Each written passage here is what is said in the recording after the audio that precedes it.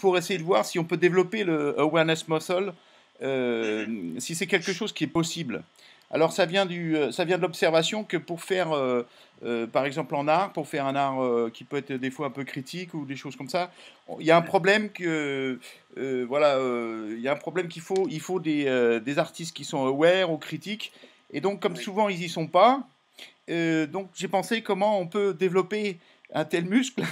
Est-ce que c'est oui, oui. possible? Est-ce que c'est plutôt poétique ou une blague? Ou est-ce que c'est possible de le localiser, de savoir, vous m'avez parlé de métaphore, mais est-ce qu'à la limite je pourrais le dessiner, ce muscle? Ou est-ce que c'est une idée qui est folle? Ou qu'est-ce que vous en pensez? Ben oui, enfin, physiologiquement, euh, il ne s'agit pas enfin, il s'agit d'une variabilité euh, et qui nous permet un contrôle d'une fonction. En ce sens, on peut parler de muscle, bien sûr, mais il n'est pas fait de protéines. Et par exemple, si on le met sur une poêle, ça ne donne pas un beefsteak. Hein. Non. Je veux dire, c'est-à-dire, c'est pas un muscle mangeable comme ça. Il est beaucoup plus cartésien. C'est-à-dire qu'il y a des fonctions qui existent dans notre esprit, mais on ne connaît pas encore comment ça marche. Si ça marche, c'est une question de neurones à la fois blanches et grises, Oui, et pas de protéines en ce sens. oui. Donc c'est pas représentable, vous voulez dire? Ou... C'est représentable de deux manières, bien sûr. On peut produire une représentation de ce que fait la... Enfin, il s'agit de quelque chose qui s'appelle attention. Oui. Ah ben je ferme vite ma porte aussi pendant que je vois les enfants sont rentrés.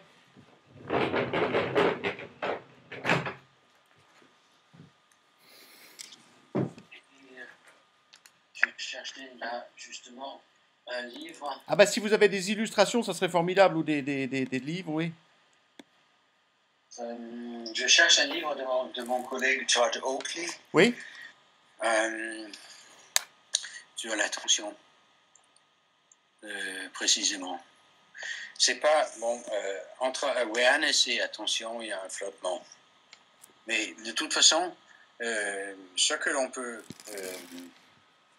exercer par des séances de répétition, oui, qui effectivement peuvent améliorer le rendement de la fonction, donner des résultats plus fins, plus qualitativement supérieurs.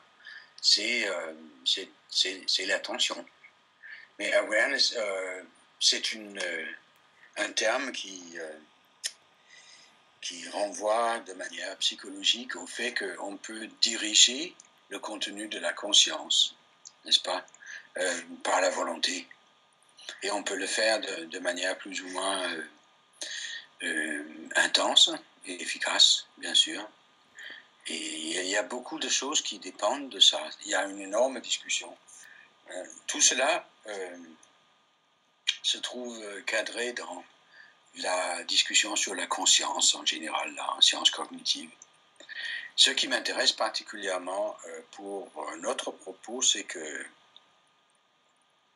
je crois qu'il existe, et je suis en train d'argumenter pour cette spécificité, c'est l'existence d'une attitude perceptive qui est particulière à l'art. Donc, la perception ne vient pas en un seul format. La perception pratique, par exemple, où sont mes lunettes, n'est-ce pas? Ah, sur ton front, etc. On se oui. promène, etc. On cherche, on trouve, et puis c'est tout. Ça, c'est la conscience et le style d'attention plutôt pragmatique. Mais il existe un autre style qui est esthétique. Et pour l'avoir, il s'agit de faire quelque chose de particulier. Peut-être d'exercer ce muscle, n'est-ce pas? Mais par attention, vous voulez dire aussi concentration? C'est la même chose? Ou... Attention, concentration. Oui, concentration est une fonction de pensée, n'est-ce pas? Oui, Mais si on pouvait dire concentration dans la perception même, effectivement, ce serait ça. Hein? oui, Concentration, si je dis à mon enfant, il faut que tu te concentres oui, pour lire un livre, pour comprendre ce qui se passe. oui, C'est évidemment à un niveau supérieur que se trouve le travail, n'est-ce oui, pas? Alors qu'il s'agit de regarder ce qu'il y a sur une table, oui. les fameux exercices Ah, d'observation, n'est-ce pas, qu'on faisait comme scout déjà, oui, parce oui, qu'il est entraîné cette fonction pour pouvoir devenir un bon espion, oui, oui. n'est-ce pas? Et les scouts de Baden-Powell, il fallait évidemment, d'une certaine manière, se concentrer sur ce que l'on perçoit. Oui, Les musiciens doivent aussi se concentrer sur ce qu'ils entendent pour pouvoir immédiatement en faire une représentation mentale, n'est-ce pas? oui, Mais il y a une sorte de version hypertrophiée, d'une certaine manière, de cette perception fine.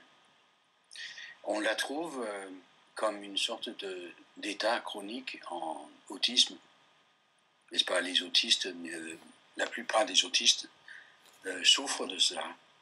C'est-à-dire que leur perception n'est pas un variable qui peut choisir la pixelisation. On peut avoir une version grossière et une version plus fine, etc. Elle est toujours trop fine. oui.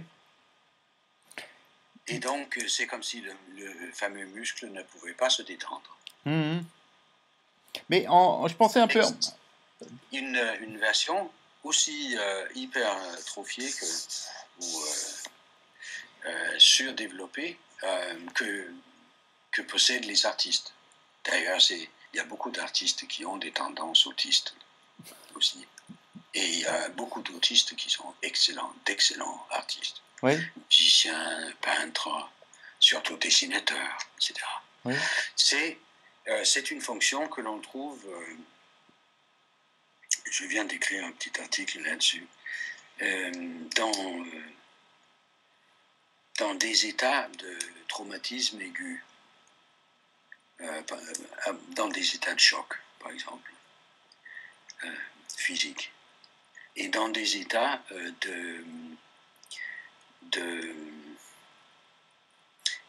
excitation sexuelle et intense, et dans les états esthétiques. Donc il y a un rapport entre traumatisme, sexualité et art dans notre espèce. Ce sont des fonctions qui probablement n'existent pas en dehors de notre espèce. C'est assez spécial, ça.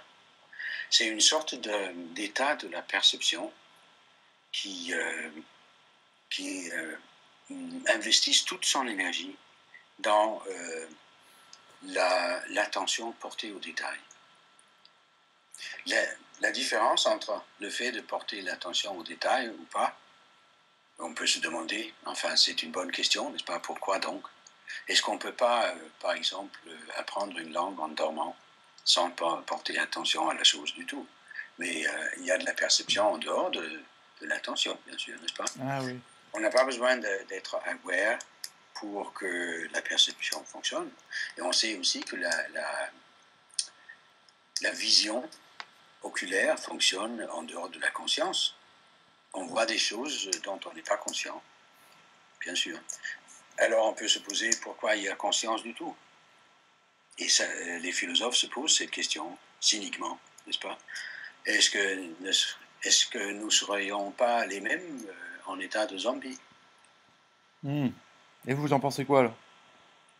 Ben, si on dit que la conscience est un épiphénomène, puisque la perception et tout le reste marchent sans la conscience, ben, si la conscience est un épiphénomène, effectivement, nous ferions exactement la même chose sans conscience.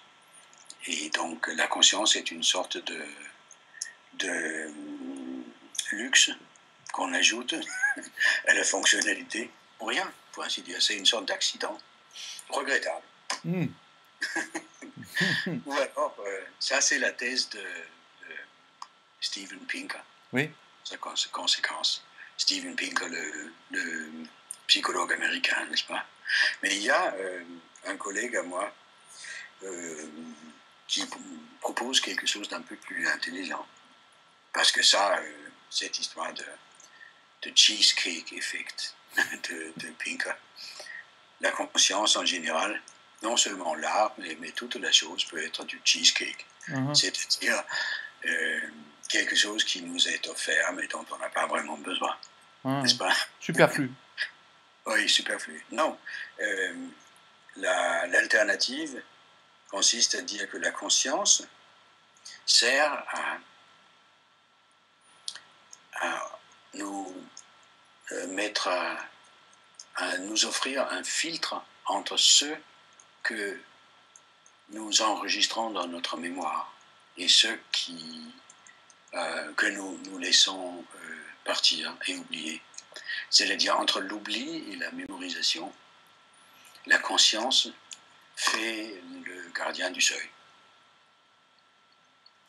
C'est-à-dire se concentrer sur ce que l'on lit nous permet de produire une image mémorielle fine. Alors que sinon, on sait ça dans la discipline qui étudie l'art de mémoriser, la mnémotechnique, etc., ou en général en pédagogie, bien sûr. Il s'agit pour les étudiants et les élèves de se concentrer parce que sinon, ils ne retiennent pas. C'est-à-dire que il ne s'agit pas seulement de conscience online, pour ainsi dire, il s'agit aussi de la conscience offline que nous appelons mémoire. Mais et donc, il y a une énorme étude de la mémoire là, qui se mêle à l'affaire. Or, on vient de montrer, c'est assez intéressant pour un artiste visuel, on vient de montrer que si on met une personne dans un scanner, on voit ce qui se passe dans le cortex, bien sûr. On voudrait bien voir un peu plus profondément, mais la technique n'en est pas encore là. Mais si on met une personne dans un scanner et on l'excite par une stimulation pornographique, juste pour une raison purement scientifique, n'est-ce pas, pour tester des thèses de cet ordre-là, on voit que l'énergie investie dans le traitement de l'information visuelle baisse. On dirait le contraire, n'est-ce pas? Oui, pourquoi? Ça baisse parce que, enfin, de toute façon, ça baisse drastiquement. C'est-à-dire que c'est comme si on ne voyait pas ce qu'on voyait. Cela à condition que le stimulus soit vraiment sexuellement excitant. S'il n'est pas excitant, l'effet ne se produit pas. C'est probablement parce que les neurones sont occupés ailleurs. C'est de diversion alors. Les neurones sont occupés dans l'imaginaire. Oui. Et donc il y a un imaginaire qui fait concurrence au visuel physique, quoi. Ah oui. C'est-à-dire que nous possédons deux manières de voir. On n'a pas encore fait l'expérience avec un artiste très, très existentiellement engagé dans ce qu'il fait pour voir si une excitation esthétique pourrait produire le même effet. Ce serait comme si on fermait les yeux physiques, on voit évidemment les contours, etc. Mais les contours deviennent assez schématiques. Et en revanche, l'imaginaire, l'énergie mentale. C'est un effet de concentration, mais c'est un effet de concentration spécial, formel. C'est-à-dire, en état sexuel, je ne vois pas ma femme dans toute sa pragmaticité fonctionnelle. Je vois les contours, n'est-ce pas? Formel, je vois la beauté. Je ne vois pas la fonctionnalité de ma femme, mais la beauté de ma femme. Pas, par exemple, combien elle gagne,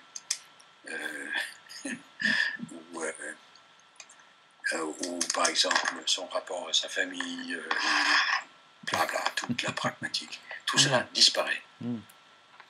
C'est comme si on voyait, par un effet de concentration, qui en réalité fait disparaître le contexte.